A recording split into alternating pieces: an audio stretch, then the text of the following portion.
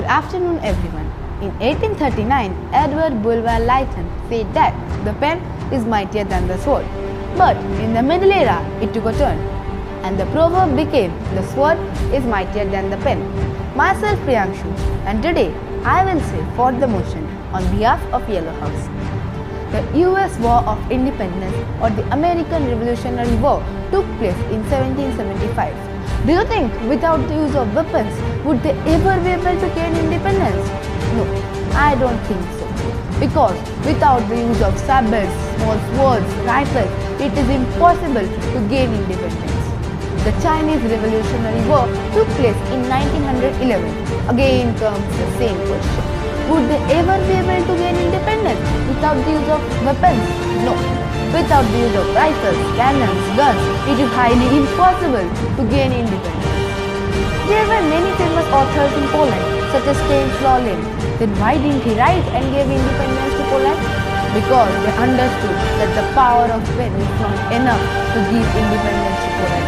If they have written also, there would be no effect of it to Germany, because weapons are needed to gain independence from Germany. In the extremist movement started by Bal Gangadhar Tilak and Bipin Chandra Pal, they strongly opposed the British. They demanded for Swaraj. Do you think they did the wrong thing by demanding for Swaraj? No, they chose the right one.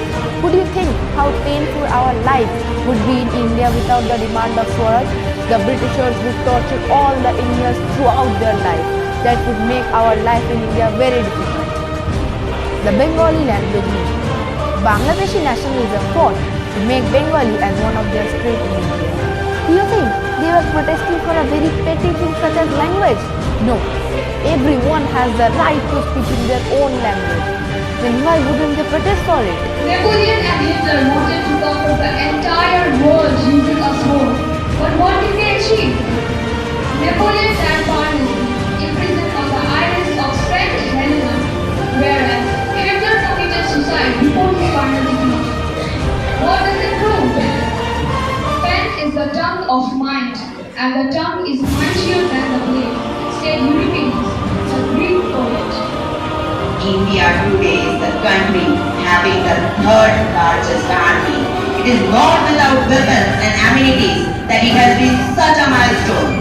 The Pokhran blast tested in 11th May 1998 was a series of 5 nuclear missiles which showed the power of India. This is why many countries try to be in a good relationship with India. No more country wants to go against India. Is it all without weapons and arms that every country respects India in such a manner? I would emphasize my point with the greatest example. That is, in the year of 1921, when our India was subjugated by British, Qazi Nazrul Islam, who is also known as the Vidrahi Kavi of India, has written several writings and poems to inspire the people. However, when understood more broadly, the message reveals the cultural values and beliefs that have shaped the human society. The phrase emphasizes the power of brute strength and prowess in conquering others. It reinforces the idea that those who are physically stronger and more violent are more likely to succeed. If we go more into this, we have the Hindu Muslim rights, or in some other parts of India, such as Manipur and Mizoram, the Meiteis and Kuki tribes are fighting against each other for spreading awareness. If in this case, the government went down the ILP system, airline permit system, then more than half of the problem would have been solved. Of course, sometimes it's true that the pen is mightier than the sword, but actions speak louder than words. Towards the end of its useful life, the sword served more as a weapon of self-defense than for use on the battlefield. The sword also represents power, justice, and fight against evil in both magical and real. First, I'm going to ask you a series of questions and you have to tell me the answer of that. First is pen versus pencil. Second is pen versus shoe. So first one is pen versus pencil. Which one will you choose? Okay. Then pen versus sword. Which one will you choose now? So do you know the fact why the pen is more powerful than the sword? The statement the sword is mightier than pen implies that the power of pen is more powerful than the power of a mighty sword.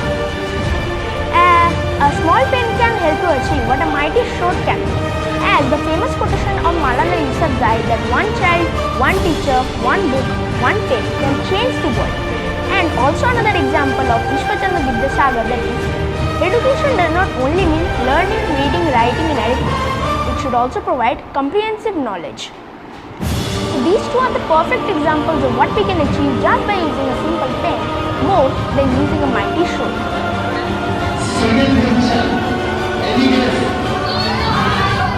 No house.